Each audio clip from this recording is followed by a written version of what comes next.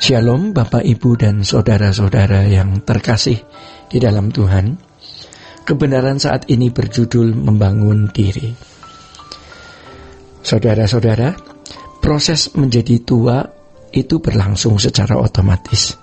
Tetapi menjadi dewasa rohani atau menjadi sempurna adalah tanggung jawab yang harus diperjuangkan. Hal ini berlaku bagi semua manusia keturunan Adam dan Hawa.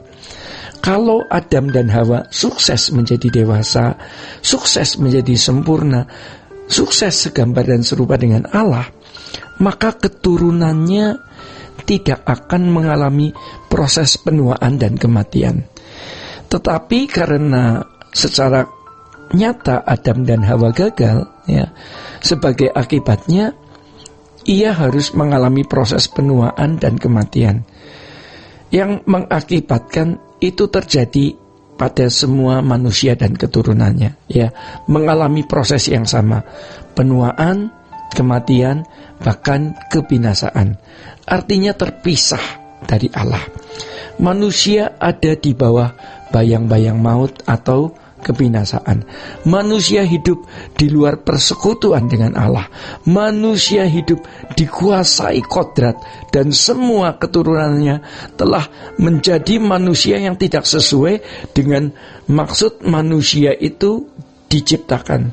Semua manusia sudah terjual di bawah kuasa dosa, di dalam tanggung jawab. Allah memberikan manusia kemampuan untuk membangun dirinya kembali. Yang dimaksud dengan diri bukan hanya fisik, melainkan moral dan karakter atau kualitas batiniahnya.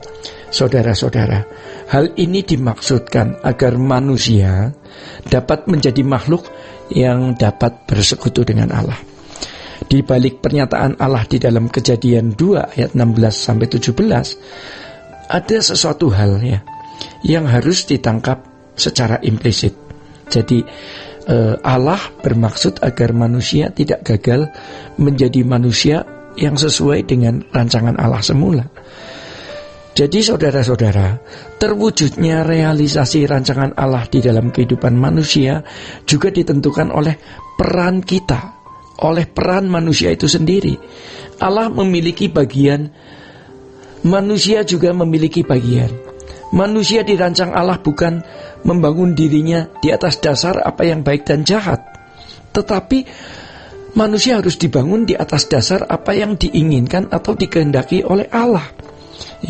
Bukan pengetahuan yang baik dan yang jahat, tetapi kehidupan.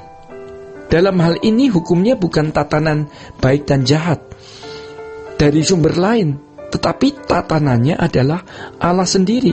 Dengan kalimat lain atau dengan kata lain, Bapak Ibu, apa yang baik dan jahat tidak boleh berdasarkan dari perspektif manapun, tetapi harus dari Allah yang adalah sumber kehidupan. Jadi Bapak Ibu yang dikasihi Tuhan, pohon kehidupan adalah simbol dari kebenaran Allah. Sedangkan pohon pengetahuan yang baik dan jahat adalah simbol dari ukuran baik dan jahat, bukan berdasarkan Allah. Adanya pohon pengetahuan yang baik dan jahat menunjukkan bahwa Allah mengizinkan iblis ada di dalam taman. Allah membiarkan setan mencobai manusia. Jadi menjadi pertanyaan yang harus kita kumandangkan secara terus-menerus, yang terus berkumandang.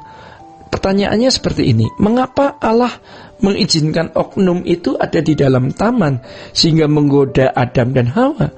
Jawabannya adalah karena Allah menghendaki makhluk yang diciptakan, yang disebut manusia, menghormati Allah dengan rela tanpa paksaan, secara natural, dan bisa berjalan seiring dengan Allah berdasarkan kodratnya. Jadi dengan demikian jelas ditujukan bahwa memang sejak semula Allah tidak menentukan segala sesuatu secara sepihak. Artinya, Allah tidak membuat Adam dan Hawa itu seperti robot yang diatur oleh remote control atau sudah disematkan suatu program di dalamnya. Jadi sejak semula manusia pertama sudah menghadapi dua suara di mana manusia harus memilih apakah menuruti suara Allah atau suara yang lain. Ya, apakah manusia bertumbuh ke arah Allah agar menjadi segambar dan serupa dengan Allah, atau ke arah yang lain? Jadi saudara-saudara, makna yang terkandung di dalamnya, kalau orang mendengar suara yang bukan dari Allah, menerima apa yang bukan dari perspektif atau sudut pandang Allah, ia tidak akan mencapai menjadi manusia segambar dan serupa dengan Allah. Bapak, Ibu, dan saudara-saudara yang terkasih di dalam Tuhan, di zaman anugerah, umat pilihan memiliki kesempatan mencapai tataran atau tahap sempurna seperti Bapa.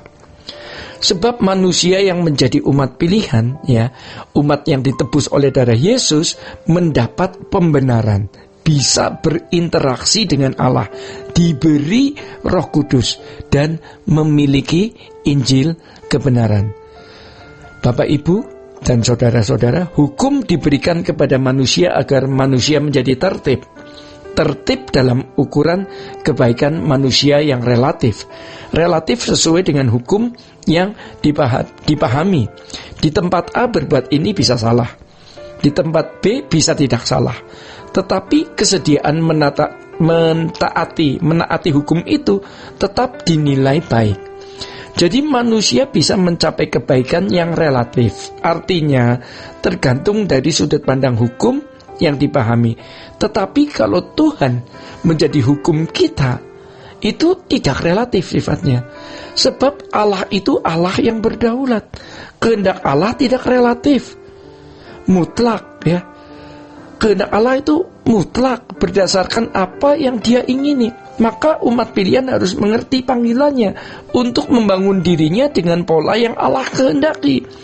Jadi menjadi Kristen itu berarti menjadi murid, menjadi anak yang mau dididik. Pada dasarnya tujuan membangun diri itu adalah membuat diri kita ini mampu membuat, ya, menciptakan dan memproduksi serta membuahkan keinginan atau kehendak yang selalu sesuai dengan kehendak Allah. Bapak, Ibu, dan saudara, Allah memiliki pikiran dan perasaan, pasti juga membuahkan kehendak. Demikian juga Bapak, Ibu, dan saudara-saudara semua. Allah melalui Roh Kudus menuntun umat pilihan untuk mampu mencapai target ini. Namun syarat untuk bisa dididik adalah kalau seseorang berani melepaskan segala sesuatu. Di dalam Lukas 14 ayat 33, melepaskan segala sesuatu artinya menganggap segala sesuatu tidak penting atau hanya digunakan sebagai sarana untuk membangun diri supaya sesuai dengan gambar dan rupa Allah atau sesuai dengan rancangan Allah semula. Dalam tahapan ini kita sering meleset dalam bergumul.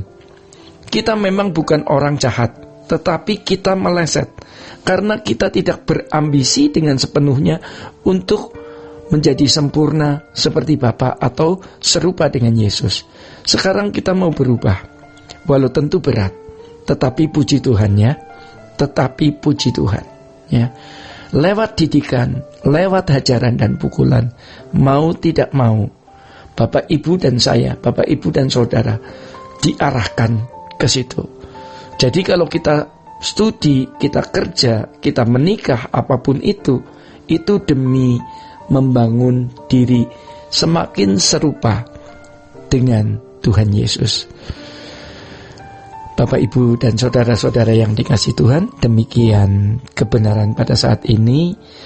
Tuhan Yesus memberkati. Sola Gracia.